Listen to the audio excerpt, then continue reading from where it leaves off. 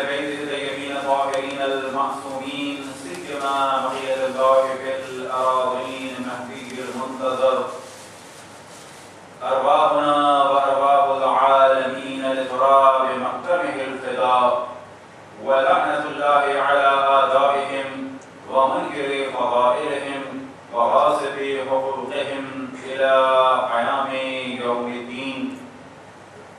وقال الله تعالى وهو أصدق القائلين قل لا أسألكم عليه أجرا إلا المودة في القربى.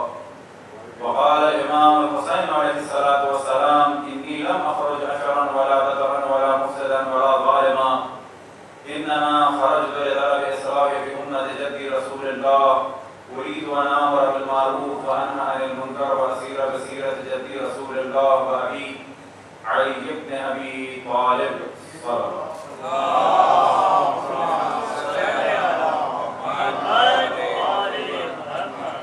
خداوند تبارک و تعالی کا ارشاد ہے کہ اے میرے حبیب کہہ دو کہ میں تم سے اپنی رسالت کی کوئی اجرت کسی بھی قسم کی طلب نہیں کرتا مگر یہ کہ میرے قربا سے مودت ہو.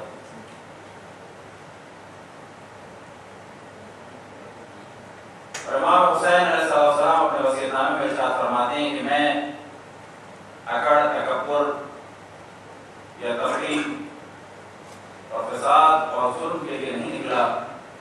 میں صرف اور صرف اپنے جد رسول اللہ کی امت کی اصلاح کے لیے نکلا ہوں. میں چاہتا ہوں کہ امر بالمعروف کروں میں نہیں عن المنکر کروں اور اپنے جد رسول اللہ صلی اللہ علیہ وآلہ وسلم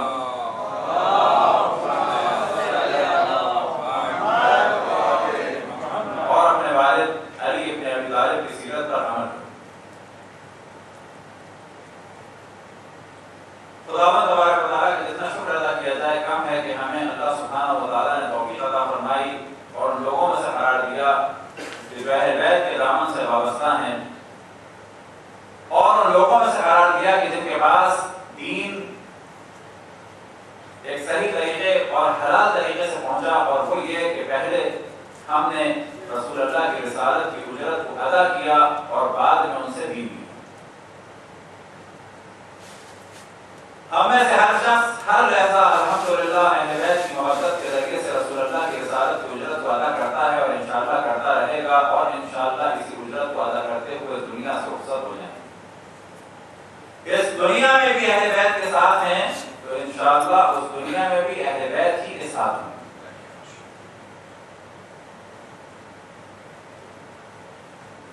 اہل بیت کی ذات وہ ذات کہ عالم اسلام میں کسی بھی اعتبار سے اہل بیت کا مقایسہ کسی سے بھی نہیں کیا جا سکتا. نہ علم میں نہ حسب میں نہ نسب میں نہ تقوی میں نہ معرفت میں نہ شجاعت میں نہ دیانت میں نہ شرافت میں کسی بھی اعتبار سے اہل بیت علیہ السلام کا کوئی مقایسہ کسی سے بھی نہیں. اور ان میں جو سب سے بڑی ذات ذات مقدس مولا امیر المومنین علی بن ابی طالب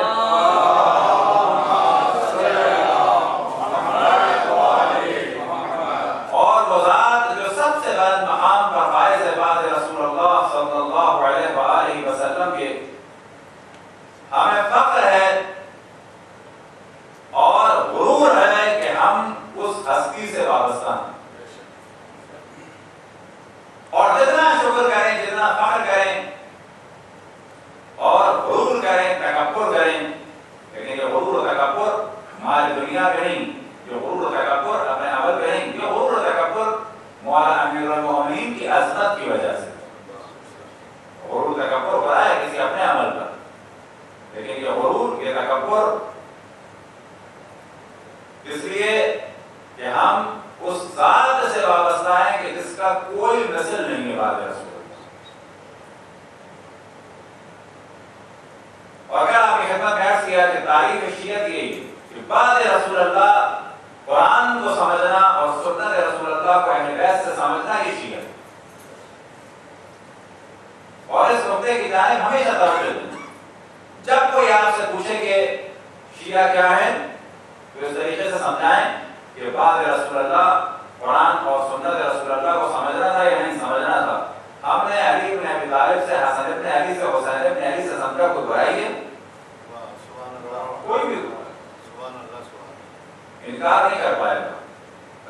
الحمدللہ ایسا دور ہے کوئی خبیث سے خبیث آدمی انکار نہیں کر پائے گا، پہلے کرتے ہوں تو کرتے ہیں۔ اب یہ زمانہ ہے اہل بیت علیہ السلام کی عظمت کا، اہل بیت علیہ السلام کی معرفت کا۔ جتنا زمانہ قریب ہو رہا ہے امام کے ظہور سے، الحمدللہ معرفت اہل بیت بڑھتی چلی جائے گی،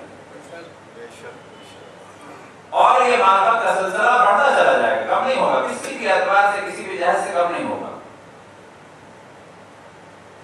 جس میں بہت بڑا دخل خود جو ٹی وی چینلز ہیں مومنین کے، خدا ان ٹی وی چینلز چلانے والوں کی توفیقات میں اضافہ کرے، جو کیبل کا سلسلہ ہے، جو انٹرنیٹ کا سلسلہ ہے، خصوصاً ویب سائٹ کا سلسلہ ہے، سوال جواب کا سلسلہ ہے، یہ ایک عظیم سلسلہ ہے کہ خداوند تبارک و تعالیٰ اس قسم کے تمام کام کرنے والوں کی اور خادمان اہل بیت علیہ السلام کی توفیقات میں اضافہ فرمائے۔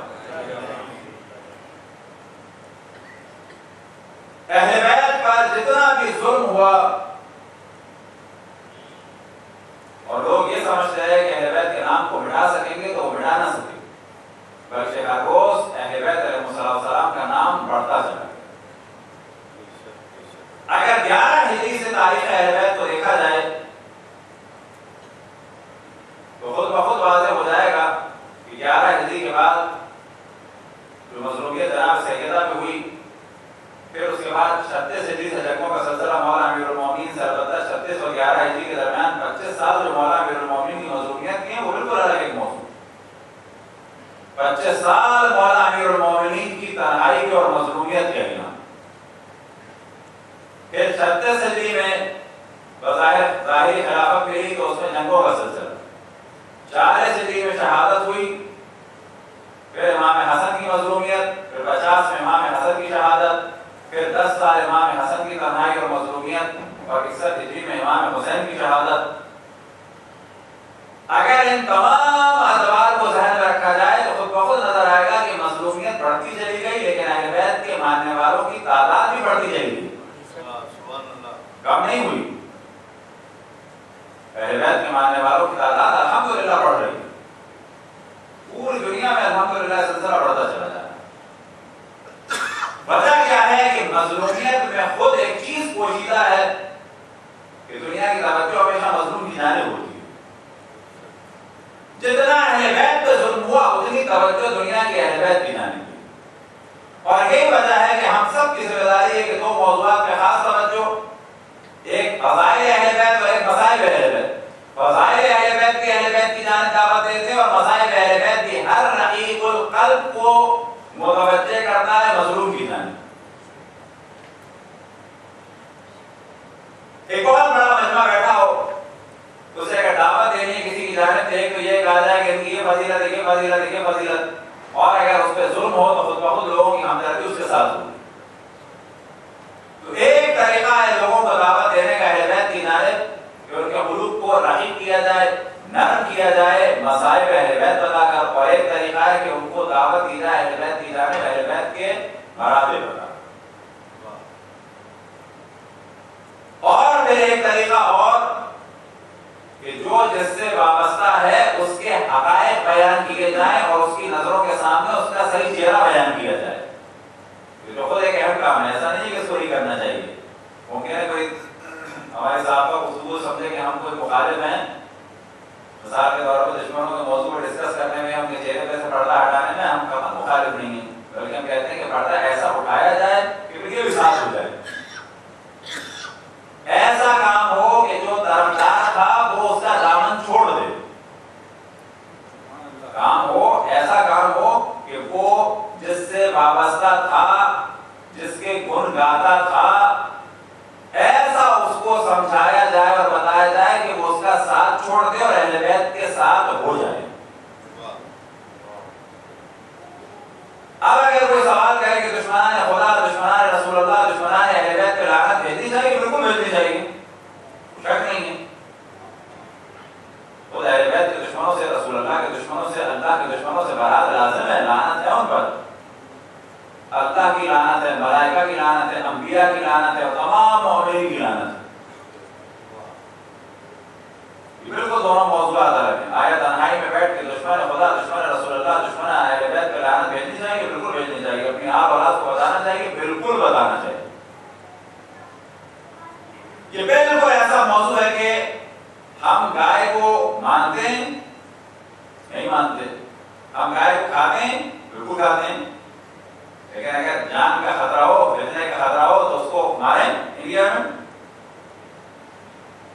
اگر انڈیا میں یہ ہمارے مومن میں بیلنس نہیں ہے، سمجھایا جاتا ہے تو بعض لوگ سوچتے ہیں کہ کسی کی طرفداری کا درس دیا جا رہا ہے۔ اب یہ اگر آپ سے کہا جائے گائے کو ذبح کریں گے تو مار دیے جائیں گے، تو آپ کہیں گے یہ ہماری گائے کا احترام سکھا رہے ہیں، گائے کا احترام ہی سکھا رہے ہیں، تمہیں تمہاری جان کا احترام سکھا رہے ہیں۔ گائے کا احترام جب سکھاتے جب کہتے کہ تم بھی گائے کے سامنے وسن کھڑے ہو جاؤ یا اس کے گند کو مقدس سمجھو، تو نہیں کہہ رہے، کہہ رہے ہیں گائے کو مارو نہیں، مارو گے تو خود مارے جاؤ گے۔ اب اگر اس قوم کو سمجھانا ہے تو یہ سمجھانا ہے کہ گائے بہتر ہے یا ایک انسان عاقل، ایک انسان عاقل کی طرف دعوت دینی ہے اسے، ایک مجسمہ بہتر ہے یا وہ کہ جو تمام کائنات کا خالق ہے، جو جناب ابراہیم کا طریقہ تھا۔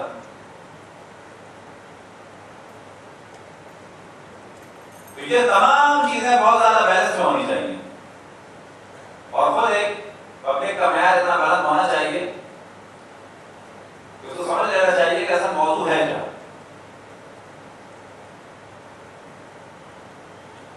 کیونکہ بہت ساری باتیں انسان کھل کے نہیں کر سکتا، تو سمجھ لینا چاہیے۔ مثال کے طور پہ دیکھنا چاہیے کہ خطبے میں کیا ہے،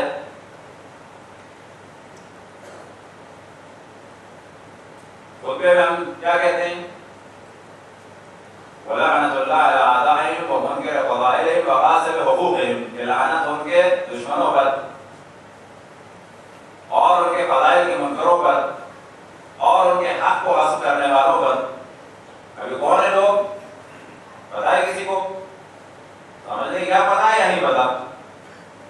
بس سب سے اہم کام یہ ہے کہ جس کو پتا ہے اچھے طریقے سے اس کو بتائے، جس کو نہیں پتا سب سے بہتر کام کہ جس کو پتا ہے کہ کون ہے اہل بیت کے دشمن، وَلَعْنَةُ اللَّهِ عَلَىٰ أَعْدَائِهِمْ، کون ہے اعداء، وَمُنكِرِ فَضَائِلِهِمْ، کون ہے ان کے فضائل کے دشمن، وَغَاصِبِ حُقُوقِهِمْ، اور کون ہے ان کے حق کو غصب کرنے والے۔ یار یہ سمجھ لینا ہمیں پتا نہ آپ کو پتا، ایک جنرل گفتگو کر رہے ہیں، بھائی لعنت دشمنان اہل بیت پہ قصہ ختم، جو بھی دشمنان اہل بیت ہو۔ اب یہ ایسا موضوع ہے کہ اس میں تدریجاً لوگوں کو بتایا جائے کون ہے کیا ہے کیسے،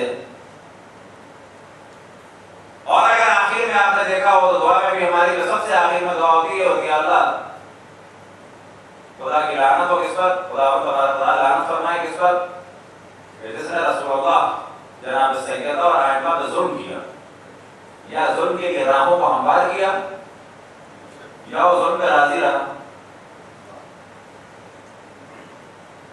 اب یہ وہ موضوع ہے کہ جو بھی سنے، چاہے یہاں سے سنے یا ٹی وی پہ سنے یا کہیں یونیورسٹی میں لیکچر پہ سنے، تو بلاخر کبھی نہ کبھی سوچے گا ظلم کیسا ظلم، اور بعض ہم لوگ پوچھتے ہیں، ایسا نہیں ہے نہیں پوچھتے۔ تو مظلومیت اہل بیت ایسی ہے، اور فضائل اہل بیت، اور ساتھ میں دشمنان اہل بیت کی معرفی، یہ کون تھے، کیا تھے، کیسے تھے۔ اہل بیت پہ ظلم کا ایک سلسلہ ایسا رہا کہ جن میں سے جو سب سے ایک اہم تاریخ میں باب ہے وہ کربلا کا ہے، اور مختلف حالات اور واقعات، کیونکہ ہماری کوشش یہ گفتگو جو ہے وہ سادہ ہے اور مختلف موضوعات کے بیان ہوتے رہے، اور اصل ہدف ہے جوان، کیونکہ بزرگوں کو معلومات بھی ہے اور بہت سارے موضوعات ان کے لیے حل ہیں، لیکن اصل موضوع ہے جوانوں کا اور نوجوانوں کا اور بچوں کا، وہ کہ ہر بات کو نہ ہر بچہ سمجھ سکتا ہے نہ ہر جوان سمجھ سکتا ہے، لیکن اصل ہدف وہی ہے۔ تو واقعی کربلا میں جو سب سے اہم موضوع ہے وہ یہی، جس کو ہم نے 2 دن پہلے تک بیان کیا، اور اسی کے ضمن میں اگر دیکھا جائے تو گفتگو کا سلسلہ جاری رہا۔ یہ جو ہم کہتے ہیں کہ امام حسین نے دین کو بچایا، تو بات ہوئی کہ واقعا دین کو خطرے میں تھا، اور اللہ نے کوئی انتظام کیا دین کو بچانے کے لیے۔ اب خطرہ کیا تھا، تو اس کی جانب بھی ہم نے توجہ دلائی کہ خطرہ یہ تھا کہ یزید جیسا فاسق و فاجر اور زانی و شرابی اور بندر اور کتوں سے کھیلنے والا اپنے آپ کو خلیفۃ الرسول امیر المؤمنین کہہ رہا تھا، اور یہ کہہ رہا تھا کہ میں اس وقت مسلمانوں کا حاکم ہوں۔ یہ اصل موضوع تھا۔ چاہتا یہ تھا کہ امام حسین میرے ہاتھ پر بیعت کریں. بیعت کے کیا معنی ہے؟ فقط یہ نہیں کہ ہاتھ پہ رکھ لیا جیسے کہ اسے ملا لیا، یہ بیعت نہیں ہے. بیعت کے معنی ہے جیسے بالکل یزید کی تمام چیزوں کو امام حسین علیہ السلام معاذ اللہ اپروو کر دیتے، اس کے ہاتھ پہ ہاتھ رکھتے کہ بھائی جو کچھ آپ کر رہے ہیں بالکل صحیح، ہم آپ کے ساتھ، آپ ہمارے ساتھ، آپ کا ہر فعل جو ہے اس سے ہم راضی ہیں. امام حسین کے لیے کیا یہ ممکن تھا کہ وہ یزید کی بیعت کر لیں؟ اور یہی سے گفتگو کی جاتی ہے کہ اگر امام حسین یزید کی بیعت کر لیتے تو کہا جاتا آج اور پورے بنو امیہ کے اور بنو عباس کے دور میں جو فضائل ہم امام حسین کا بیان کر رہے ہیں وہ کون بیان کرتا؟ وہ یزید بیان کرتا. وہ فضائل مروان بیان کرتا. وَلَعَنَ اللَّهُ عَلَى زِيَادٍ وَعَلَى مَرْوَانَ وَلَعَنَ اللَّهُ بَنِي أُمَيَّةَ قَاطِبَةً وَلَعَنَ اللَّهُ عَلَى زِيَادٍ وَعَلَى مَرْوَانَ إِلَى يَوْمِ الْقِيَامَةِ. یہی مروان اور یہی آل زیاد اور یہی گورنر امام حسین کے فضائل بیان کرتے کہ امام حسین یزید کی بیعت کرتے. کیا فضائل بیان کرتے کہ دیکھو ان کے لیے آیت عظیم نازل ہوئی، یہ آیت مباہلہ میں فرزندان رسول ہے، یہ سبط رسول ہے، یہ سیدہ شباب اہل جنت ہیں، ان کا مقام یہ ہے، ان کا مقام یہ ہے، ان کا مقام یہ ہے. یہ تمام بنو امیہ اور بنو عباس امام حسین کے، خصوصاً بنو امیہ اور یزید کے افراد امام حسین کے فضائل بیان کرتے ہیں. کثرت سے فضائل بیان کرتے، یاد رکھیں. آفیشلی فضائل بیان کیے جاتے ہیں، خطیب فضائل بیان کرتے، گورنر فضائل بیان کرتے، اور فضائل بیان کرنے کے بعد کہتے دیکھو اس حسین نے یزید کی، اور البتہ یزید کا جو نام لیتے وہ بھی احترام سے لیتے، امیر المومنین خلیفۃ المسلمین، اور یہ امام حسین نے ان کی بیعت کی ہے، اور امام حسین کو پہچانتے ہیں کہ اتنا بلند مقام ہے، بس اب آپ لوگ بھی جو ہے بس خاموش ہیں. نتیجہ کیا ہوتا؟ نتیجہ یہ ہوتا کہ پورے اسلام کی شکل بدل جاتی. آج جیسے بہت سارے لوگوں کے ساتھ، اور پبلک کا رواج یہ ہے کہ ہر پرانی چیز کے ساتھ رضی اللہ تعالیٰ عنہ لگا دو. صحیح نہیں ہے روش یہ، ایسا دیکھنا چاہیے، یہ صحیح نہیں ہے، بہت ظلم ہے. پتا نہیں ہے تو انسان نارمل نام لے. ایک واقعہ بخاری حاجی کے کافی پہلے کی بات ہے کہ جب کراچی میں ہنسی کلاسز ہوتی تھی حاجیان میں، بات ایسے بہت پرانی کی صاحب نے بتائی تھی. پھر جب ہنسی کلاسز ہو رہی تھی ابھی تو ذرا بھاگیوں کا زیادہ زور ہے، اللہ کا شکر ہے وہ بھی ٹوٹ رہا ہے. تو ایک زمانے میں جو ہے وہ دیگر میں ہمارے برادران ان کے لفظ شریف کا بہت استعمال تھا. تو کلاس جو ہو رہی تھی تو بتا رہا تھا مثلا مکہ شریف اور مدینہ شریف کو تو کئی موضوع ہے، وہ تو خیر واقعہ شریف کے اشرف ہیں، لیکن اسی دوران وہ بتا رہا تھا کہ جب ایسے ایسے ہوگا تو وہاں جا کے کسٹم شریف آئے گا. جس طرح کسٹم شریف ہو گیا اور جس طرح سے حتیٰ عمرو العاص کو رضی اللہ کہہ دیا، اور بعض جوہلا محمد بن قاسم کا ذکر کرتے کرتے جو بچے ہیں جو نہیں جانتے حجاج بن یوسف کو رضی اللہ کہتے تھے، کیونکہ اولڈ از گولڈ، ہر پرانی چیز رضی اللہ. حجاج بن یوسف کو کوئی شیعہ بھی نہیں مانتا، کوئی سنی بھی نہیں مانتا. حتیٰ بزرگان اہل سنت کے مطابق کہ اگر خداوند تبارک و تعالیٰ روز قیامت کہے کہ ہر قوم میں سے ایک بدترین آدمی آ جائے تو ہم اپنے قوم سے حجاج بن یوسف کو بھیجیں گے. مسلمانوں کی جانب سے جب ریپرزینٹیٹو ہوگا بد کرداروں میں سے کون ہوگا؟ حجاج بن یوسف. لیکن آپ دیکھیں کہ جب محمد بن قاسم کا چیپٹر آئے گا، فاتح سندھ کا چیپٹر آئے گا، فاتح بابل کا چیپٹر آئے گا، فاتح اسلام کا چیپٹر آئے گا، تو بخود بخود ایک ذہن میں آتا ہے کہ یہ یوں تھے اور یہ یوں تھے اور یوں تھے. محمد بن قاسم سے تھوڑی دیر میں پڑھتے پڑھتے جائے گا حضرت محمد بن قاسم ہو جائیں گے. وہ پھر تھوڑی دیر میں بھیجا کس نے تھا؟ ان کے چچا بزرگوار نے بھیجا تھا. اس طرح سے کام خراب ہوتا چلا جاتا ہے. تو دشمنوں کی معرفی بھی ضروری ہے. بالکل ایسے یاد یزید بھی رضی اللہ ہو جاتا ہے. یاد رکھیں اب امام حسین کے لیے فقط دو راہیں تھیں، اور مختلف موضوعات چلتے رہے، پھر ذہن توجہ دلائیں دوبارہ کہ امام حسین کے لیے فقط دو راہیں تھیں، یا یزید کی بیعت کرتے یا نہ کرتے.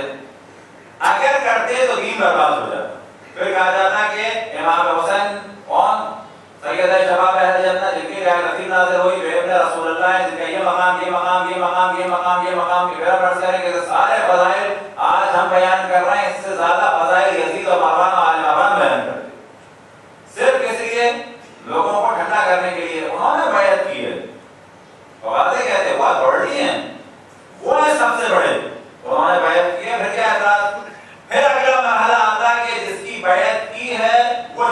پاکیزہ ہے. اگلا مرحلہ آتا کہ لوگ کہتے ہیں کہ انہوں نے شراب پی تو شراب جائز ہوگی,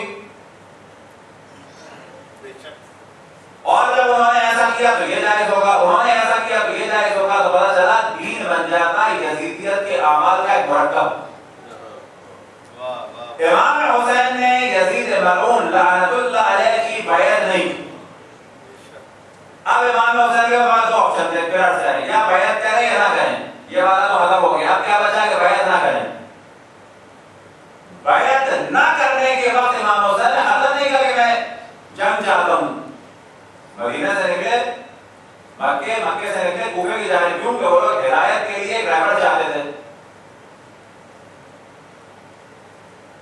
ایک بہت بڑی غلط فہمی جو بعض دفعہ ہمارے ذاکرین بھی کہہ دیتے ہیں, وہ کہ ہمارے ذاکرین بہت کچھ کہہ دیتے ہیں. اہل بیت کی مظلومیت جو ایک وہ ہے کہ اہل بیت کو شہید کر دیا گیا, ایک اہل بیت کی مظلومیت وہ ہے جو دشمنان اہل بیت آج کل اہل بیت کو ظلم کر رہے ہیں, ایک اہل بیت کی مظلومیت یہ ہے کہ جو جاہل ہے اہل بیت کے ماننے والے وہ اہل بیت پہ ظلم کر رہے ہیں. ایک مظلومیت وہ تھی, ایک مظلومیت دشمنوں کی جانب سے, ایک مظلومیت خود ان جوہلا کی جانب سے کہ جو بالآخر محب اہل بیت ہیں, لیکن اہل بیت کے علوم سے اور اہل بیت کی روش سے, اہل بیت کی سیرت سے, اہل بیت کے نظریات سے آشنا نہیں, اچھا کرنا چاہتے برا کر دیتے ہیں. کہ فارسی میں سے کہا جاتا ہے کہ ایسا دوست, اردو میں ہے نادان دوست, لیکن فارسی میں مثال دی جاتی ہے ایسا دوست کہ جو ہمیں صحیح کرنے ہوتا ہے آنکھ پھوڑ دیتا ہے. کسی کی دوست کی ہمیں جو ہے وہ ٹیڑھی ہو گئی, فرض کرے ہاتھ دھو کے آیا, اس نے کہا اس کی ہمیں صحیح کر دوں, بری لگ رہی ہے, ایسی صحیح کی کہ یہ صحیح نہیں ہو, یہ پھوڑ دیں آنکھ. یہ جو جوہلا ہے وہ بالکل ایسی ہوتی ہے. پتہ چلا کہ حضرت علی سید الشہداء کی خدمت کرنا چاہ رہے ہیں, ایسا جملہ بول دیا کہ امام حسین کا ہدف خراب ہو گیا, شریعت کا چہرہ خراب ہو گیا. مثال کے طور پہ کیا کہ حضرت علی کو نماز سے ٹکرا دیا, جو سننے والا وہ کیا سوچ رہا ہے کہ شاید شیعہ نماز نہیں پڑھتے, سوچ رہا ہے میں خدمت کر رہا ہوں امام حسین کی, اور بالکل امام حسین کو نقصان پہنچا دیا. یہ کس چیز کا نتیجہ ہے؟ جہالت. تو امام حسین کے لیے بعض دفعہ کہہ دیا جاتا ہے, بعض لوگوں نے بھی کہہ دیا, اور حتیٰ بعض دفعہ منسوخ کر دیا آقا حکیم سے حسن غلط ہے. یہ بات بالکل کبھی ایسا کچھ نہیں ہوا کہ آقا حکیم نے کہا میں تو امام حسن کی نسل سے ہوں, میں جنگ نہیں کر سکتا. غلط بات نہیں. یہ جو کسی کے ذہن میں اگر ایسی کوئی بات آئے کہ معاذ اللہ امام حسن جو ہے وہ مثال کے طور پہ معاذ اللہ ٹھنڈے مزاج کے تھے, امام حسین معاذ اللہ گرم مزاج کے تھے, یہ بالکل نظریہ عقائد شیعہ اثنا عشریہ کے مکتب تشیع کے بالکل خلاف.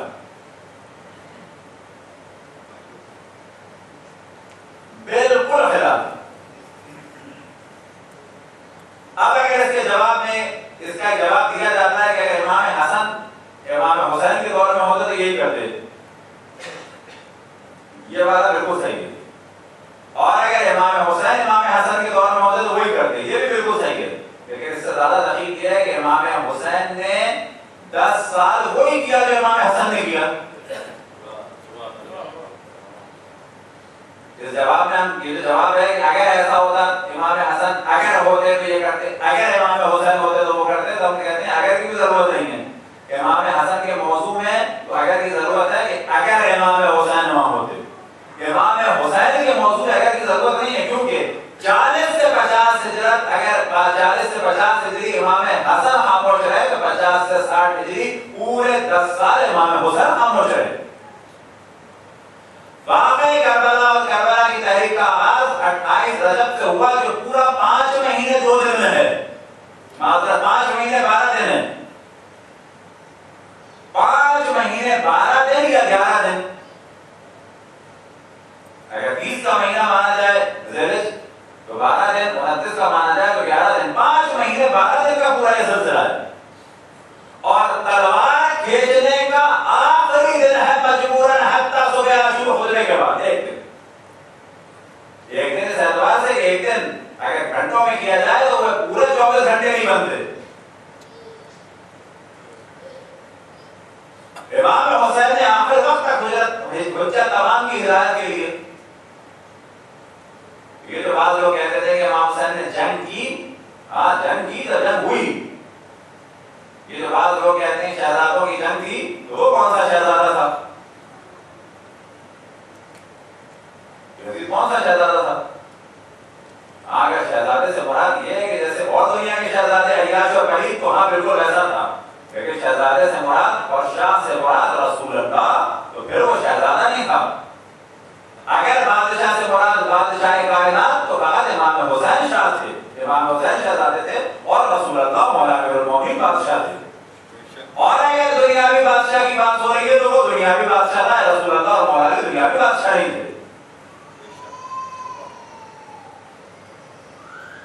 تو امام حسین نے دین کو بچا لیا. اب پھر نوجوانوں کے دوبارہ بیان کریں گے. امام حسین کے پاس دو آپشن تھے، یا یزید کی بیعت کرتے یا نہ کرتے.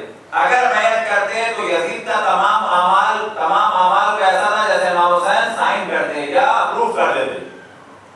اب امام حسین نے بیعت نہیں کی، تو بیعت نہ کرنے کے بعد جو جنگ تک نوبت پہنچی تو وہ کس کے ذریعے سے پہنچی؟ وہ یزید کے ذریعے سے پہنچی، کیونکہ یزید کا حکم یہ تھا یا حسین کی بیعت یا حسین کا سر.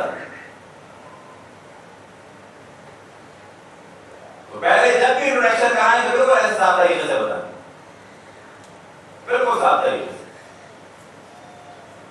امام حسین نے تلوار پہلی کو نہیں کھینچی، دوسری کو نہیں کھینچی، تیسری کو نہیں کھینچی، 10 دن بھی نہیں کہا جا سکتا. 9 کو نہیں کھینچی. 9 کو آپ بیٹھے تھے، اور جب حملے کا وقت آیا اور حملہ جو واقعہ عاشور 10 کو ہوا تو 9 کو ہو چکا ہوتا، حملہ شروع ہو چکا تھا. امام حسین نے مہلت مانگی ایک رات کی عبادت کے لیے، نماز کے لیے، دعا کے لیے، استغفار کے لیے اور قرآن مجید کی تلاوت کے لیے. 10 کو بھی امام حسین نے نصیحت کی، شب عاشور بھی امام حسین نے نصیحت کی. ہمارے یہاں ایک بہت بڑا پرابلم ہوا، بہت واقعا ایک پرابلم ہوا کہ ہم نے یزید ملعون خبیث لعنت اللہ علیہ کے کردار کو فقط کربلا تک محدود کر دیا. یہ ہماری جانب سے کمی ہوئی. اس حد تک تو بہت اچھا ہوا کہ امام حسین کے ذکر میں یزید کا کردار واضح ہوا، اور آج لفظ یزید گالی بن گیا، اور ایسا گالی بن گیا کہ آج کوئی لیبر یونین ہو یا کوئی سیاستدان ہو، ہر اس علاقے میں جہاں پر حسین حسین ہے وہاں پر لفظ حسین صبر و استقامت اور شرافت کی علامت بن چکا ہے، اور لفظ یزید پلیدگی اور خبیثی اور خباثت کی علامت بن چکا ہے. حتیٰ کہیں اگر آپ ٹی وی پہ دیکھتے تو اگر کراچی میں فائرنگ ہوئی ہے تو کراچی میں کسی منسٹر نے جو ہے وہ پیغام دیا، کسی خاتون کا ذہن سے نکل گیا کہ شہریوں کو نہیں، شہریوں کو چاہیے کہ صبر حسینی سے کام لیں اس فتنہ یزیدیت کے خلاف. شیعہ نہیں تھا. وجہ کیا ہے کہ لفظ حسین جو ہے وہ علامت ہے شرافت کی، دیانت کی اور اسلام کی. اور یہ کیسے ہوا؟ جب امام حسین کے فضائل بیان ہوا، یزید کی یہ ساری چیزیں بیان ہوئی. لیکن ہمارے ایک کمی ہوئی بلا شک کہ ہم نے یزید کے چیپٹر کو کلوز کر دیا کربلا میں، پھر دربار کے بعد کچھ نہیں. وہ کہ جو دربار میں جو کچھ ہوا یہ بہت زیادہ تھا. لہٰذا اس جانب توجہ ہے، اور اس موضوع کو انشاءاللہ ڈسکس کریں گے کہ واقعی کربلا کے بعد ایک موضوع جو اٹھتا ہے جو عام طور پہ مومنین کو جیسے ڈسکس کیا جاتا ہے، وہ یہ ہوتا ہے کہ جو کچھ کربلا میں ہوا وہ یزید نے نہیں کیا، بلکہ کس نے کیا؟ عبید اللہ بن زیاد نے. اور یہاں پہ آ کے بعض دفعہ بعض بچے جوان پریشان ہو جاتے ہیں کہ آپ کیا کریں. یہ وہ جگہ ہے کہ یہاں پر آ کے بعض بچے پریشان ہو جاتے ہیں، بعض جوان پریشان ہو جاتے ہیں. پھر مثال کے طور پہ وہ اپنی کتاب سے بھی دکھاتے ہیں، ہماری کتاب سے بھی دکھاتے ہیں کہ یزید نے کہا کہ خدا لعنت کرے اپنے مرجانہ پہ کہ جس نے سب کچھ کیا. فرض کریں کہ آپ کی کتاب سے بھی دکھا دیں کہ یہ لکھا ہے، کیا کہیں؟ گھبرانے کی بات نہیں ہے، سیدھی سیدھی بات ہے. اس قسم کے سیاسی بیانات تمام سیاستدان دیتے ہیں. پہلی بات، اب ممکن ہے کوئی کہے کہ نہیں، ممکن ہے پشیمان ہو گیا ہو، عمران ہے جو آپ سے بحث کر رہا تھا کہ یہ آپ کیسے کہہ رہے ہیں کہ اس نے سیاسی بیان دیا. تو یہاں پر بحث کو شروع کرنا ہوگا کہ پہلا جرم یزید کا یہ فاسق و فاجر اور زانی اور شرابی اور بندر اور کتوں سے کھیلنے والا خبیث برید، اس کا پہلا جرم یہ کہ وہ اپنے آپ کو خلیفۃ الرسول، خلیفۃ المومنین اور امیر المومنین کہہ رہا ہے، پہلا جرم. دوسرا جرم یہ کہ وہ سید شباب اہل جنت سے بیعت مانگ رہا ہے خبیث.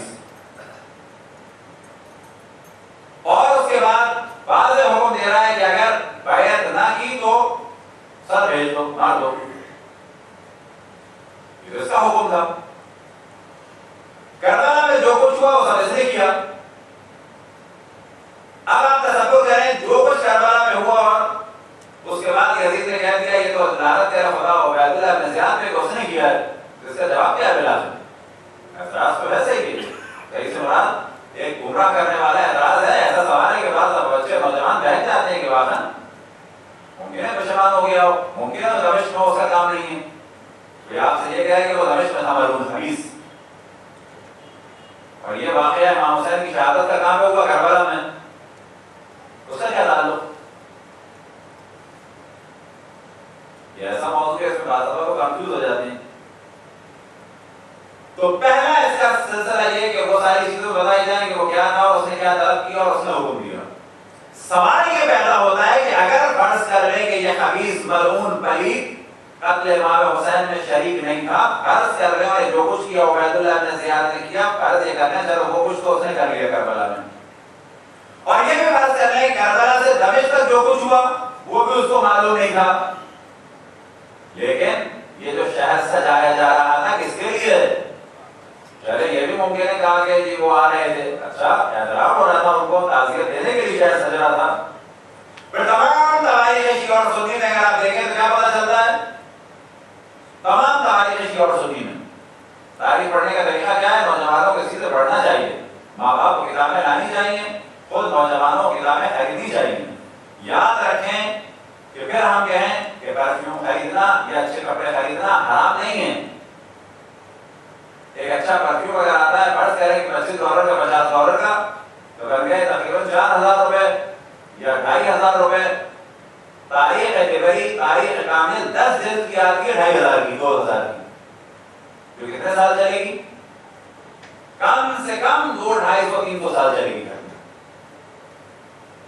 کوئی بھی تاریخ کی کتاب اٹھائیں تو اس کا طریقہ کیا ہے کہ اگر یزید کے بارے میں پڑھنا ہو تو کیا پڑھیں گے؟ افضل سے پڑھیں گے، 11 ہجری سے پڑھیں گے نہیں. تاریخ کتاب کا طریقہ کیا ہوتا ہے؟ یا انڈیکس میں نام کے ذریعے سے ہوتا ہے یا ہوتا ہے سنوں کے ذریعے سے.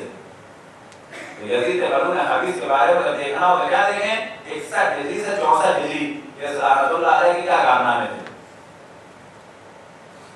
تو تمام تاریخ شیعہ اور سنی میں یزید کا کارنامہ ہے وہ کیا ہے؟ پہلے یہ کارنامہ، بعد میں شہادت امام حسین. اب یہاں پر فرض یہ کر لیں، فرض کی بات ہے کہ جو کچھ کیا وہ یزید نے نہیں کیا، فرض کی بات ہے. سوال یہ پیدا ہوگا کہ جب امام حسین کا سر دشت میں رکھا تھا اور وہ خیزران کی عصا کبھی امام کے لبوں پہ مارتا تھا کبھی سر پہ مارتا تھا، تو یہ عبید اللہ بن زیاد کر رہا تھا یا یزید کر رہا تھا؟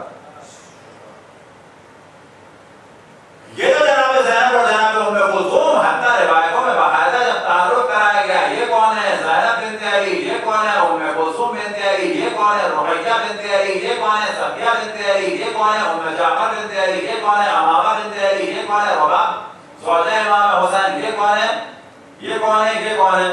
تو یہ ساری بیویوں کے بارے میں جب تاریخ میں بیان ہوا کہ یہ سب بری ہوئی تھیں، سوال یہ پیدا ہوتا ہے کہ اگر یزید کے دامن کو کوئی صاف کرنا چاہتا ہے لعنت اللہ علیہ وہ بھی کہ جو یزید کے دامن کو صاف کرے، اور لعنت اس پر بھی جس نے اہل بیت پر ظلم کیا. اگر وہ تمام جرائم جو کوفے میں ہوئے وہ عبید اللہ بن زیاد نے کیے تو یہ آل رسول کو رسیوں میں باندھ کے کھڑا کس نے کیا؟ عبید اللہ بن زیاد نے، یزید نے. کوئی ایک تاریخ بھی یہ بتا دے کہ اگر چلو یہ بھی ہو جاتا کہ بھلے ہوئے لائے اور جیسے ہی پتا چلا وہ گھبرا گیا، وہ بھی کہا جا سکتا تھا کہ جی اچانک آئے اس کو نہیں معلوم تھا، جیسے ہی دیکھا تو فوراً اس نے کہا یہ کیا کیا. اور پھر یہ کیا عبید اللہ بن زیاد کو یزید نے سزا دی؟ نہیں دی سزا. کیا کسی بھی قاتلہ نے امام حسین کو یزید نے سزا دی؟ نہیں دی، بلکہ عبید اللہ بن زیاد کو گورنر باقی رکھا، اور جب جناب مختار نے قیام کیا اس وقت میں مارا گیا ملعون، اور وہ بھی خراج کے بعد. کب کہ جب دمشق کی حکومت مروان کے ہاتھ میں آ چکی تھی، جب مارا گیا یہ خبیث تقریباً 5 سال کے بعد، 5 یا 5.5 سال کے بعد. اور تاریخ میں ہے کہ عبید اللہ بن زیاد کو بلایا اور بہت بڑا استقبال ہوا. کہاں یزید پشیمان تھا؟ حقیقت یہ ہے کہ واقعہ کربلا کے بھی اس پہلو کو بالکل کھل کر بیان کرنا چاہیے تاکہ وہ یہ نہ کہہ سکے جو جرم ہے وہ عبید اللہ نے زیادہ نہیں کیا. وہابیوں کا عام طور پہ یہ طریقہ ہے مومنین کو اور ہمارے برادران اہل سنت کو یزید کی جانب سے جو دل میں بیٹھا ہے یزید کے خلاف کو ہٹانے کے لیے عام طور پہ کہتے ہیں اس کی خطا نہیں تھی کہ عبید اللہ نے زیادہ نہیں کیا. تو واحد اس کا جواب یہ ہے دربار کی حد تک وہ کہ اس کے بعد بھی جوابات ہیں. تو واحد جواب یہ ہے کہ جو کچھ ہوا اگر وہاں عبید اللہ نے زیادہ نہیں کیا جبکہ وہاں جو ہو جائے وہ بھی اسی معلوم نہیں کیا. یہ غرض کی بات ہو رہی ہے. اگر وہاں اس نے کیا تو دربار میں کس نے کیا؟ اور اگر بعد میں اس نے یہ بیان دیا کہ خدا لعنت کرے عبید اللہ بن زیاد پہ، یہ جب تھا کہ جب جناب سعد سہل اور مختلف اصحاب اور بیویوں کے خطبوں کے بعد ایک زلزلہ آ چکا تھا دمشق میں، پریشان ہو چکا تھا. کب کہ جب اس کی بیوی نے بھی شور مچا دیا، اب اس کے لیے مشکل ہو گیا تھا. ہر روز در حقیقت یزید اپنے آپ پہ ظلم کر رہا تھا، ہدایت تو کر ہی رہا تھا لیکن اپنے آپ کو ختم کر رہا تھا. ایک وقت آیا کہ اسے امام حسین کے اہل حرم کو رہا کرنا پڑا اور واپس بھیجنا پڑا. تو یہاں تک تو ہمارا بیان ہوتا ہے لیکن وہ بھی ذرا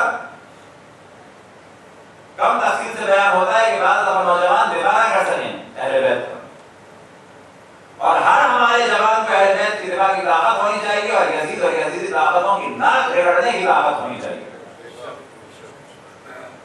ہر جوان کے پاس اہم ترین واجبات میں سے اگلا کام کی اس کی جانب ہم نے توجہ دلائی کہ یزید کے جو اگلے کارنامے ہیں وہ کیا، وہ چیپٹر کلوز ہو گیا. 61 کا واقعہ ہے، 61 کا واقعہ ہے، پھر کیا ہوا 64 تک اس حدیث نے کیا کیا، پہلی نے کیا کیا. اس کے لیے باقی تاریخ کے واقعات کو دیکھا جائے جن میں سے دو اہم واقعات مدینے کی تاراجی اور مکے کی تاراجی. کوئی بھی دنیا کی کتاب اٹھا لیں، شیعہ کی یا سنی کی، کوئی بھی دنیا کی کتاب اٹھا لیں، 61 سے 64 ہجری کے حالات دیکھ لیں. 60 میں آیا رجب میں، 60 رجب سے 64 ہجری تک کے واقعات دیکھ لیں. تو اگلا واقعہ یہ ہے کہ شہادت امام حسین کے بعد اور اسیروں کے اسیر ہونے کے بعد ایک پوری فضا بدل گئی تھی اور اہل بیت کے فیور میں آ گئی تھی اور بنو امیہ کے لیے بہت سخت ہو چکا تھا مسئلہ. یہ ملعون یا خبیث کے پلید بنو امیہ کے تمام افراد یہ سمجھ رہے تھے کہ اہل بیت کو اس طرح سے بازاروں اور درباروں میں پھرا کے ہمیشہ کے لیے طاقت پائیں گے اور اہل بیت کے نام کو ہٹا دیں گے. بالکل اس کے برعکس ہو گیا تھا، احترام ختم ہو گیا تھا ان کا. ہر مسلمان بغاوت کے لیے تیار کھڑا تھا. اب جب مدینے میں بغاوت ہوئی تو تمام تاریخ میں خصوصاً اگر جو کراچی یونیورسٹی میں پڑھائی جائے تاریخ اسلام وہ دیکھ لے یا یہ کہ تمام دنیا میں موجود ہے مولانا مودودی کی خلافت و ملوکیت اگر وہ بھی دیکھ لیں اور پھر میں عرض کروں تاریخ کی ہر کتاب میں کہ مدینے پہ حملہ کیا. البتہ اس حملے سے پہلے کیونکہ اتنی مشکل ہو چکی تھی یزید کے لیے کہ فوج کا اور گورنر کا حکم آیا تھا، یزید کا حکم آیا تھا کہ گورنر خود امام نظام العابدین کے پاس آیا کہ آپ کو اگر اپنے اہل کے ساتھ نکلنا ہے تو امام نے کہا کہ جتنے بھی میرے ساتھ چلنا چاہیں سب میرے اہل. امام ایک بہت بڑی تعداد کے ساتھ جو آنا چاہا، دل نرم ہو جانا الگ ہے، سب کے سب امام کے مطیع فرما بردار تو نہیں ہو گئے تھے، شیعہ تو نہیں ہو گئے تھے.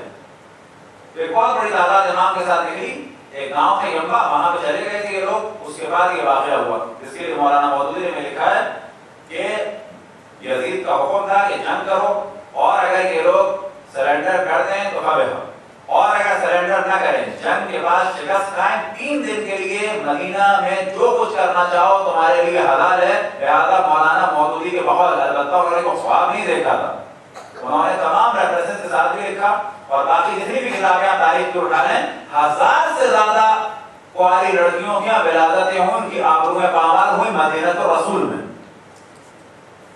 اور مسجد نبوی کو تاراج کیا گیا اور پورے مدینے میں قتل عام ہوا، سینکڑوں کی تعداد میں خارجین افراد اور بزرگان مارے گئے. یہ عزیز کا کارنامہ تھا. اگلا کارنامہ تھا کہ جب عبداللہ ابن زبیر نے، کون زبیر؟ یہ کراؤ زبیر تھے. ایک حضرت عبداللہ ابن زبیر نے خلافت کا دعویٰ کیا. ان کی خلافت رہی کہاں پر؟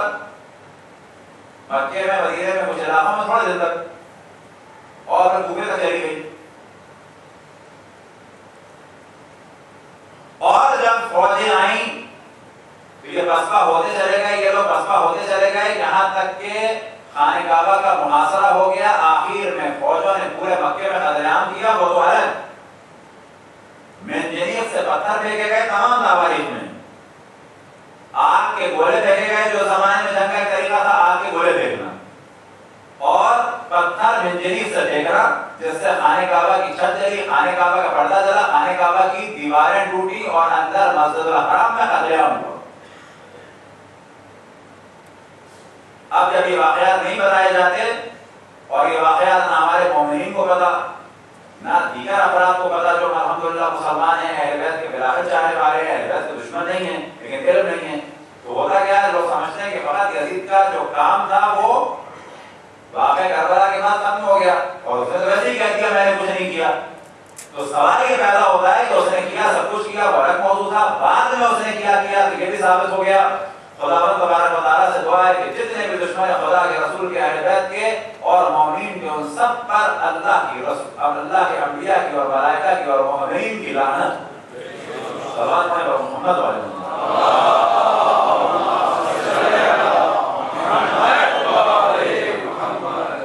تو یہ چیز ہر نوجوان کو پتا ہوتا ہے کہ یہ موضوع نہ ہے کہ یزید ایسا تھا ویسا تھا، اس کے بعد گھبرا جائیں. اس کے بعد کیا ہم کو نہیں بتایا، نہ مولوی نے بتایا، نہ ذاکر نے بتایا، نہیں بتایا تو واقعا ایک مشکل ہے. وجہ کیا ہے کہ ہمارے بعض موضوعات ڈسکس نہیں ہوتے. اس موضوع کو تقریباً ہر سال ہم سینکڑوں جگہ بیان کرتے ہیں. پھر میں عرض کروں گا جگہ خوف بھی ہوتا ہے کہ کوئی کہے گا کہ آپ ہر وقت یزید کا موضوع لے کے بیٹھ جاتے ہیں. بعد میں سوچتا ہوں کہ ان لوگوں کا حساب کتاب دیکھوں یا آئمہ کی خوشنودی دیکھوں کہ بالآخر اگر 10 لاکھ لوگوں تک پیغام پہنچ گیا تو اس سے بڑھ کر کوئی خدمت نہیں ہو سکتی. تو ہر شخص پر لازم ہے کہ اس گفتگو کو واقع حرہ، یہ مدینہ مکے کی تاراجی کو جو الگ نام دیا جاتا ہے واقع حرہ، ہر کتاب میں ملے گا. کوئی خدمت کرنا چاہے تو مشکل کام ہے، وہ کتابیں آپ لے کے رکھیں، یہاں لے کے رکھیں، پاکستان میں لے رکھیں، 9 جلدیں بے شک یہاں ایک جلد لے کے آئے، اس کا صفحہ موڑ کے رکھیں، اپنی مال کو دیں، اپنی اولاد کو دیں، اپنے رشتہ داروں کو دیں، 1000 قسم کے لوگوں میں تقسیم کریں. اس سے بڑھ کر کوئی عبادت نہیں ہے، کیونکہ ہر دفعہ ایک فتنہ اٹھتا ہے یزید کے دفاع میں عمر.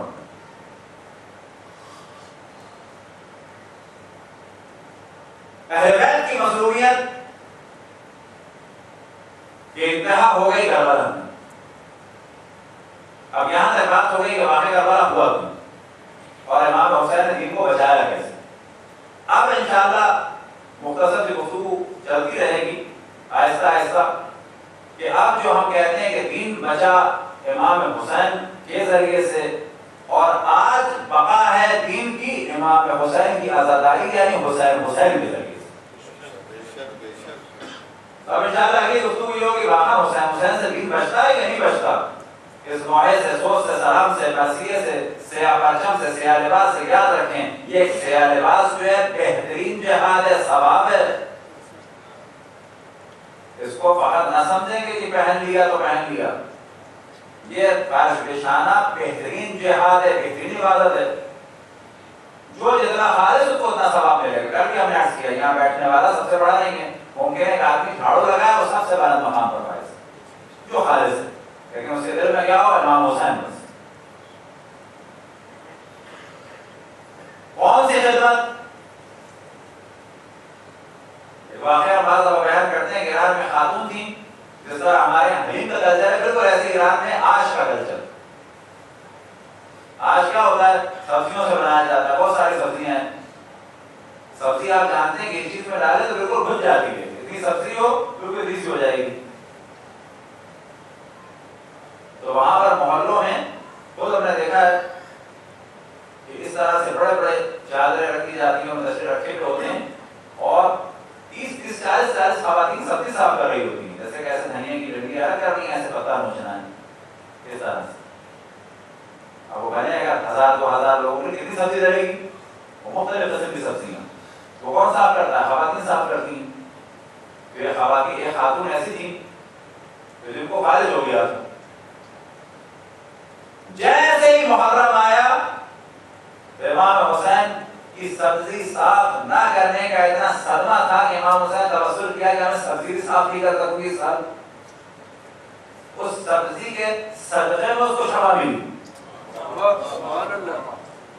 وجہ کیا تھی؟ وجہ دھنیا یا پودینہ یا ترے یا اور سبزی نہیں تھی. وجہ تھی کہ میں تو یہی کر سکتی ہوں سبزی صاف کر سکتی ہوں, اب میں یہ بھی نہیں کر سکوں گی بی بی آپ کے بیٹے کے لیے.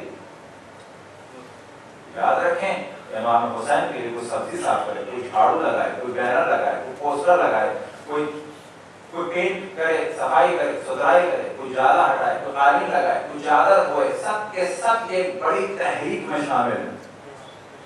جھاڑو دینے والا سادہ نہیں ہے, ممکن ہے جھاڑو دینے والا جو ہے وہ ہم سے زیادہ مقام پر ہو. گلی میں چھڑکاؤ کرنے والا کوئی عام آدمی نہیں ہے, ممکن ہے وہ گلی میں چھڑکاؤ کے ذریعے جناب غور کے ساتھ مشہور ہو. آیت اللہ اس میں بہجت اور بزرگان, جتنے بزرگان یاد رکھیں. تو جو ہمارے بزرگوں میں نجف رخوں میں ایک روش ہے, وہ کیا ہے کہ جو پانی کی مجلس ہوتا ہے وہ ہمیشہ وہاں پہ بیٹھتا ہے دروازے پہ. بعض دفعہ سرکتے سرکتے سرکتے آخر میں جگہ بچتی ہے جوتوں کے پاس. ہر آدمی فخر سمجھتا ہے یہ جوتے ہیں کس کے؟ امام حسین پہ گریہ کرنے والوں. اتنے علماء اور بزرگان ہیں کہ وہ اور ان کی اولاد اور گھر کے افراد جان بوجھ کے خدمت کے طور پہ خود جوتے لیتے ہیں, ریک میں رکھتے ہیں, اس کے بعد خود جوتے دیتے ہیں, کیونکہ جوتے کو اٹھانا اور جوتے دینا خود ایک عبادت ہے. یہ تحریک امام حسین کا حصہ ہے. یہ کس طرح سے انشاءاللہ بعد میں ثابت ہوگا. کل ہم نے ذکر کیا تھا کہ حضرت مولا امیر المومنین علی ابن ابی طالب کی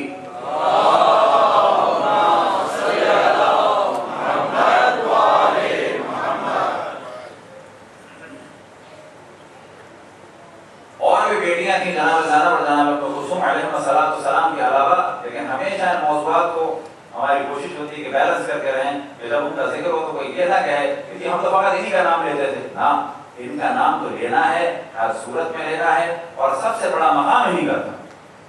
ان کا اگر ذکر ہو رہا ہے, ذکر مقدس سے خداوند تبارک و تعالیٰ ان کے ذکر مقدس سے ہمارے قلوب کو نورانی سے نورانی فرمائے, وہ اس لیے نہیں ہو رہا کہ معاذ اللہ ان کا ذکر ختم کیا جائے. ان کا ذکر سب سے بڑا ذکر ہے, کیونکہ ان کا ذکر ہر مقتل میں ہے. ان کا ذکر امام حسین کے ذکر کے ساتھ ساتھ ہے.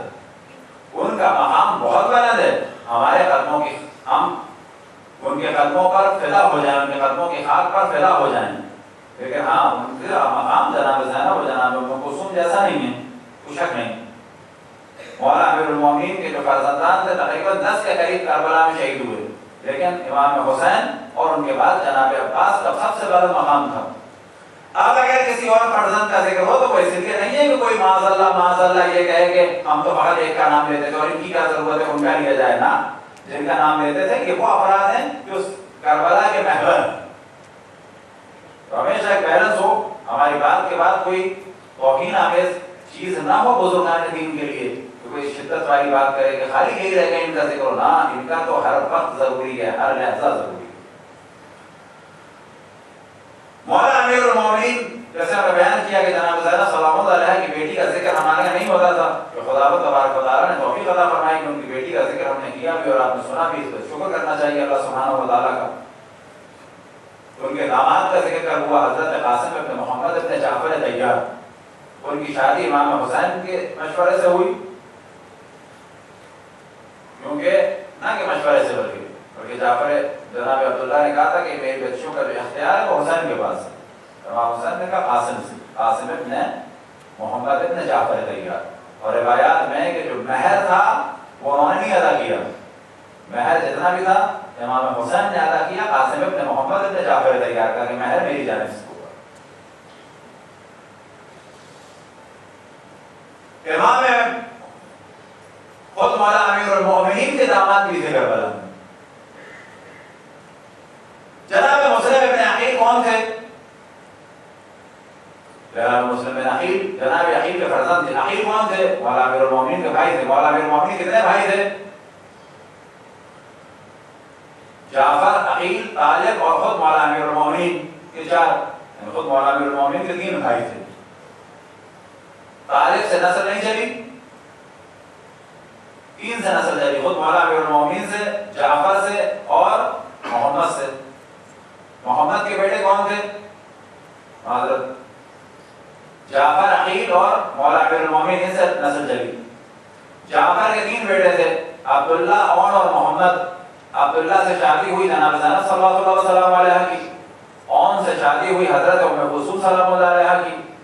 اور محمد کے فرزند تھے یہ، ان کی زوجہ کا نام ہمارے ذہن میں نہیں ہے، یہ دیکھا بھی ہم نے تو کوئی مشہور نام نہیں تھا. یہ ہو گئے جعفر کے بیٹے.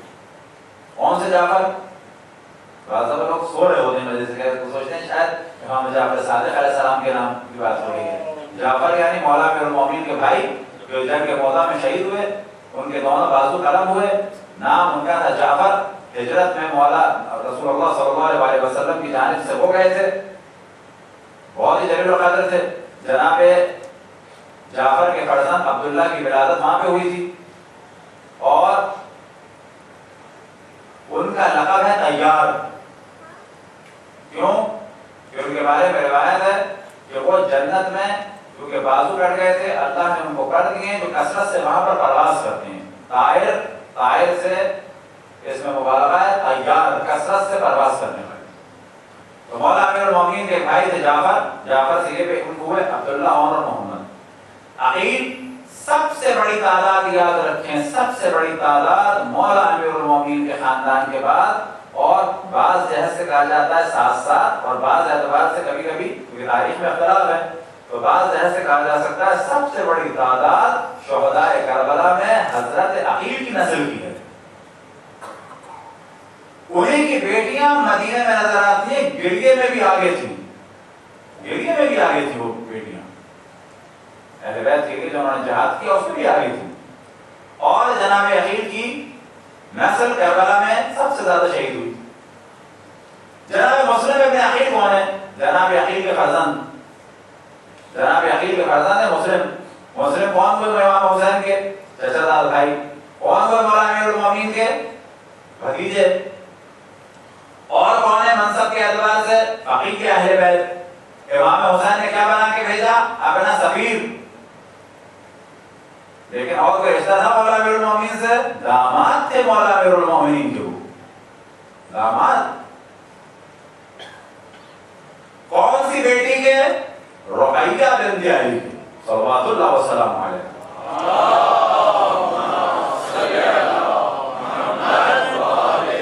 خود مولا امیر المومنین کی صاحبزادی تھی حضرت رقیہ بنت علی ابن ابی طالب. ان کا نکاح ہوا تھا جناب مسلم ابن عقیل سے. مسلم ابن عقیل کی ایک اور زوجہ تھی حضرت عباس ابن عبد المطلب کے خاندان کی. ان سے 2 بچے تھے، وہ جو طفلان مسلم کے نام سے محمد اور ابراہیم، وہ ان سے ہیں. ان کے جناب رقیہ کے تاریخ میں مقاتل میں جو تقریباً ہر مقتل میں ہے وہ تو مسلم ہے عبداللہ ابن مسلم ابن عقیل.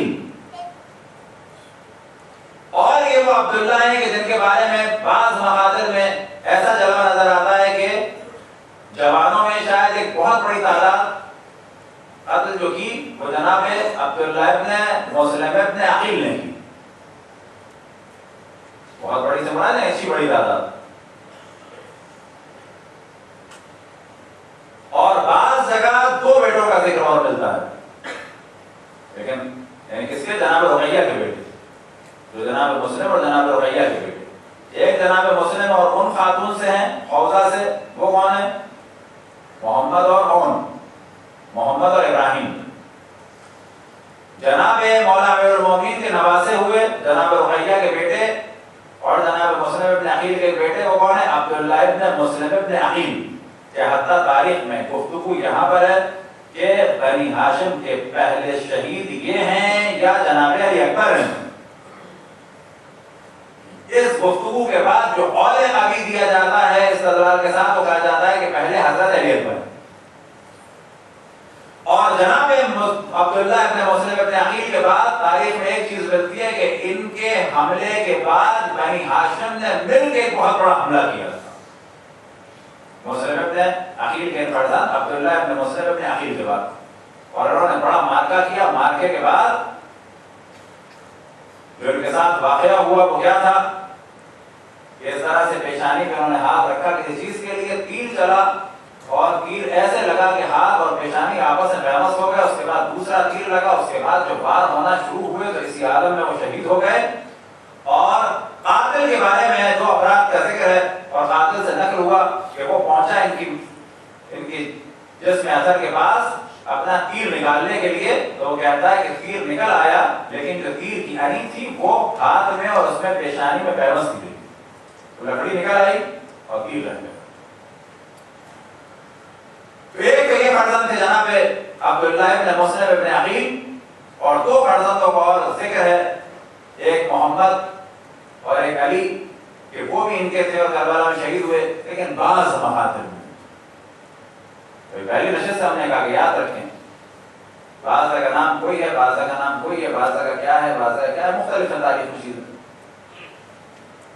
اور انہی واقعات میں ایک ذکر ہوتا ہے حضرت مسلم ابن عقیل کی زوجہ حضرت رقیہ کی بیٹی اس کا عاتقہ کا. یہ وہ عاتقہ ہے کہ جب خبر ہوئی حضرت مسلم ابن عقیل کی شہادت کی، جب حضرت مسلم ابن عقیل کی شہادت کی خبر ہوئی تو امام حسین نے بچی کو بلا کے اپنے پاس رکھا اور پیار کیا. اس کا نام تھا عاتقہ. یہ عاتقہ کون ہے؟ رقیہ بنت علی کی بیٹی، امام حسین کی سگی بھانجی. بعض دفعہ کلیئر نہ ہو تو مقاتل میں پڑے کہ امام حسین نے اپنے پاس بٹھایا، اپنے سینے سے لگایا، اسے پیار کیا، تو وہ سوچے کہ مسلم ابن عقیل کی بیٹی تو بالآخر نامحرم ہے. ایسا نہیں ہے، سگی بھانجی ہے ان کی، وہ رقیہ بنت علی کی بیٹی ہے. وہ یہ وہ عاتقہ ہے. اور تصور کریں کہ حضرت رقیہ بنت علی پہ کیا گزری ہوگی کہ یہ وہ عاتقہ ہیں کہ آئی ساتھ، لیکن یہ بعض مقاتل میں ان کا ذکر ہے کہ یہ شہداء کربلا میں سے ہیں. کب؟ کہ جب خیمے تاراج ہوئے تو جناب مسلم ابن عقیل کی ایک بیٹی شہید ہو گئی. اس بیٹی کا نام تھا عاتقہ بنت مسلم ابن عقیل، عاتقہ بنت رقیہ بنت علی ابن ابی طالب. تو عجب مصائب ہوئے اہل بیت کے گھرانے پر، کبھی کہیں سے ظلم کا سلسلہ تو کبھی کہیں سے ظلم کا سلسلہ. ہاں مومنوں، ایک وقت آیا کہ دشت کربلا میں، ایک وقت آیا کہ دشت کربلا میں سر بلند ہوا حسین کا. جہاں سر کا بلند ہونا تھا وہاں شمر نے ندا دی احرقوا بیوت الظالمین. ہاں مومنوں، جب یہ جملہ بلند ہوا ہوا میں گونجا احرقوا بیوت الظالمین، ان ظالموں کے گھروں کو آگ لگا دو، تو ہر جانب سے حملے شروع ہوئے. کہیں سے تیر چلنا شروع ہوئے، کہیں سے نیزوں کے وار شروع ہوئے. کسی کے ہاتھ میں تازیانہ ہے، کوئی خیمے کو جلاتا ہے، کوئی بکرے کو چھینتا ہے، تو کوئی چادر کو چھینتا ہے، کوئی گوشواروں کو چھینتا ہے. بیویاں گریہ کرتی ہیں. ارے تصور کریں کہ جب یہ حملے ہوئے اور جناب عاتقہ دنیا سے رخصت ہوئی، کبھی گھوڑوں کی ناویں آئی ہوں گی، کبھی تازیانوں کا وار ہوا ہوگا. ارے خدا بہتر جانتا ہے کہ جناب مسلم ابن عقیل کی بیٹی میں کیا گزری، کہ نیزوں کے وار سے دنیا سے گئی یا تازیانوں کے وار سے دنیا سے گئی، آیا جسم پہ تیر لگے یا خیموں سے چلی یا گھوڑوں کی ناووں سے پامال ہوئی. اجرکم اللہ. تصور کریں جناب رقیہ بنت علی میں کیا گزری ہوگی. ایک جانب میت پڑی ہے عبداللہ بن مسلم بن عقیل کی، اور ایک جانب میت پڑی ہے بیٹی کی. ہاں مومنوں، اسی عالم میں بیویاں پہنچی. جناب زینب نے سوال کیا امام زین العابدین سے، اور تصور کریں کہ امام زین العابدین سے امام وقت بننے کے بعد پہلا سوال کرنے والا کون؟ جناب زینب. اور پہلا سوال کیا ہے کہ بیٹا خیموں میں رہے یا خیموں سے باہر نکل آئے؟ کس دل سے جواب دیا ہوگا؟ سید الساجدین زین العابدین نے علیکن بالفرار، اگیوں خیموں سے نکلنا آواز.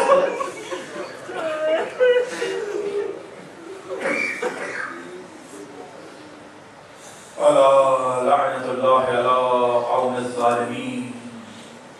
یا اللہ جس جس نے رسول اللہ جناب سیدہ اور ائمہ نے ظلم کیا ان سب پہ لعنت فرما، جو ظلم میں شریک تھے اور جس جس نے ظلم کے گراہوں کو ہموار کیا ان سب پہ لعنت فرما، ہمارے تمام دشمنوں کو آپ سے مشغول فرما، ہمارے دشمنوں کی سازشوں کو ان کی جانب پلٹا دے، امام کے ظہور میں تعجیل فرما، ہم سب کو ان کے اصحاب اور انصار میں شامل فرما. ربنا تقبل منا انك انت السميع العليم. ماتم حسین.